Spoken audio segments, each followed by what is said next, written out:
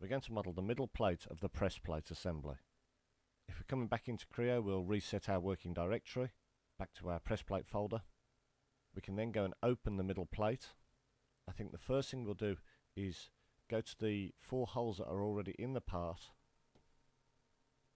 and go and change the diameter, as the holes on the center plate are different to the top and the bottom plate.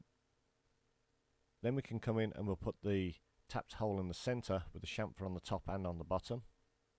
And then we've got these holes here going around a PCD, a pitch circle diameter of 50mm. But the holes are different. One is 5mm and one is 6mm, again with the chamfer on the top and on the bottom. What we'll do is create these in one sketch, just the 2 holes. We'll then go and add a chamfer to top and bottom, group it all together, and then pattern them around. Let's start Creo.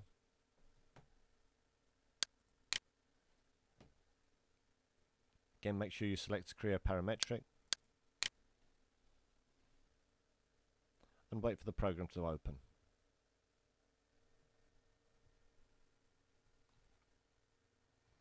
Once the program is opened, we can go maximize the page and go and set our working directory. You'll only need to do this if you're reopening Creo. Click select working directory. Your folder will probably be in the folder tree, then navigate your way to the shared area and select your folder press plate. I've created mine on the desktop. Select the press plate folder. Note you won't see any parts inside here, and also these 2 folders are just for editing these videos. Just say OK to it, and you're notified down the bottom of the page that you've changed the working directory. We should now be able to just go to open the middle plate,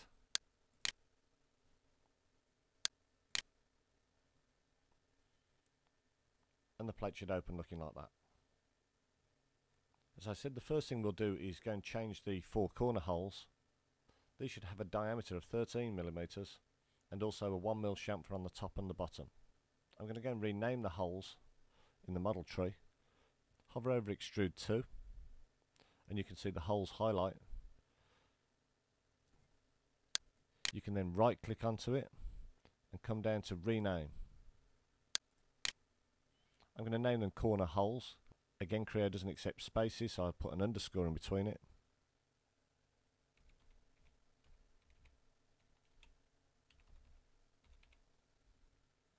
And enter.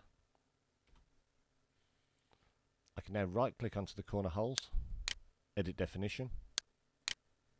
Let's go and find the original sketch I used to draw the holes. This is under placement, edit. I'm going to turn my view over using the sketch view command. Double click on the value of the diameter of the hole, change it to 13 and enter.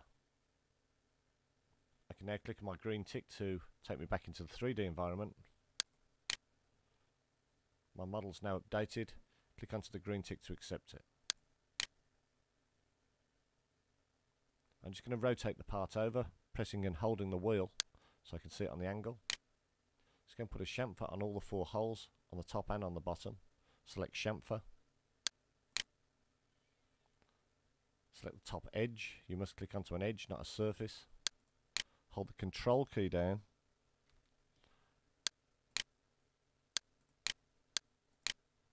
And select the other 3 circles.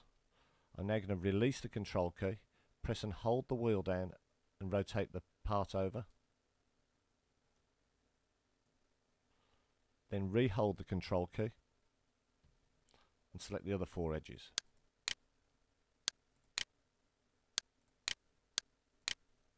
Because I've held the control key down, all the chamfers are constrained by one value. Change the value to be 1mm. Enter. Click on the green tick to accept it. Spin the view back over using AB your named views. Come down to trimetric.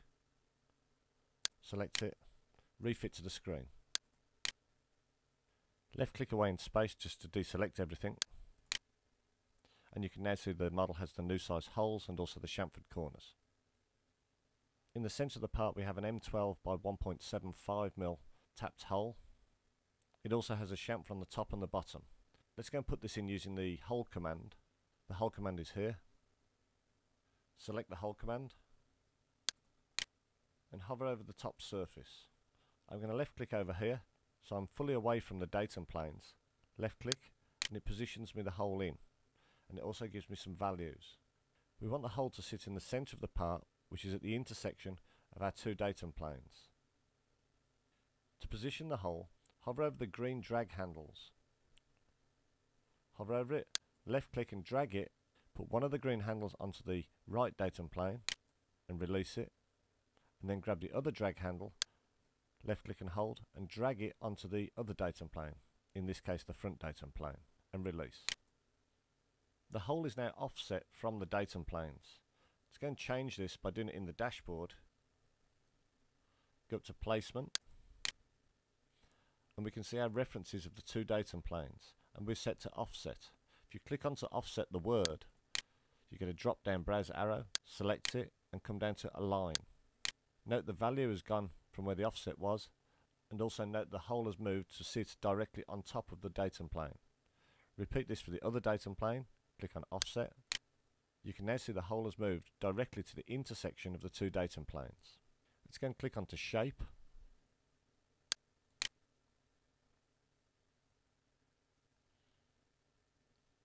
As I said, we want this to be an M12 by 1.75 tapped hole.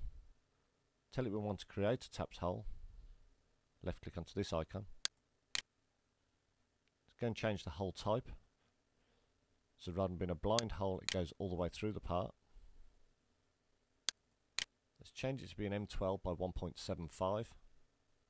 Click onto the drop down and scroll down.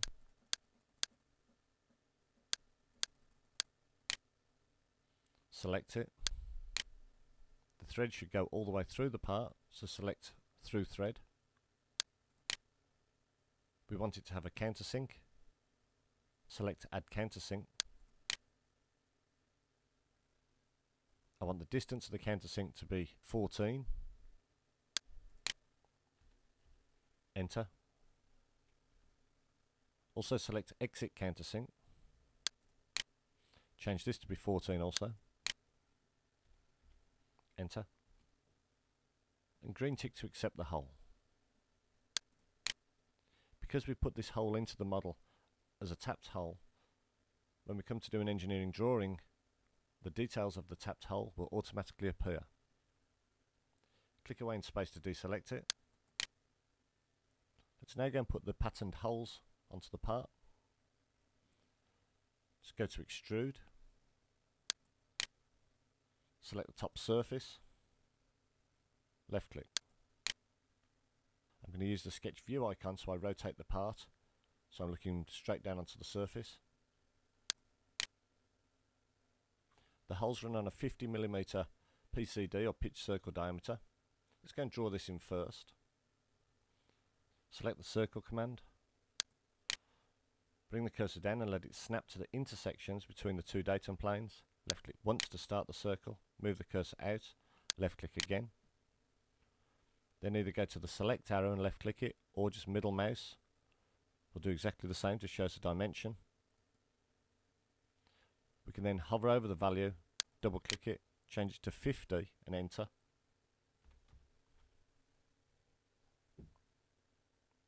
We also have to put the second hole in at an angle of 45 degrees to the vertical. I'm going to do this by creating a center line. Select center line, let it snap to the intersection, left click once, bring the cursor out somewhere, left click again. I'm given an angle, change this angle to be 45 degrees, enter, and click away. I can now go and draw the two circles that I need to construct the holes. Go back to the circle icon, come down and let it snap to the intersection between the PCD circle, our 50mm diameter circle, and also the vertical reference plane. Left click once to start the circle, bring the cursor out any size, left click again. While I'm still in the circle command, I'm going to move across to the intersection between the PCD and the 45-degree center line. Left click once, bring the circle out, and it will snap to being equal radius again. I deliberately want them different radiuses, so I'm just going to make the second circle slightly bigger, and left click again to complete the circle. If I then middle mouse or go back to the select, it will give me some dimensions. I'm just going to move the dimensions by clicking and dragging them to make them easier to see. I'm going to change the one on the vertical reference plane to be 5, enter, and the one on the 45-degree center line to be 6, and enter.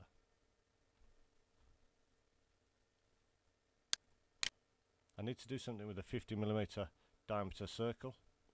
I don't want to delete it, otherwise the two circles will become free. So what I'm going to do is just left click onto it once to select it, right click and hold, and come down to construction. It still now keeps its 50mm value and also holds the two circles in place, but won't be used as part of the actual extrude. Green tick to accept it to go back in the 3D environment. Spin the view trimetric. Send the extrude the other way. Send the extrude through all.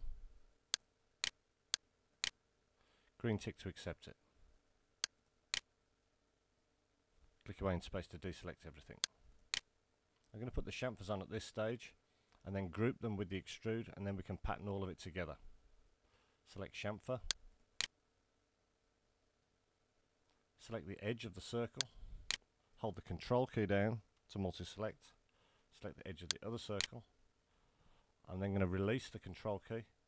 Press and hold the wheel to rotate the part over. Repress the control key. And then select the other two edges. Change the value to 1 mil.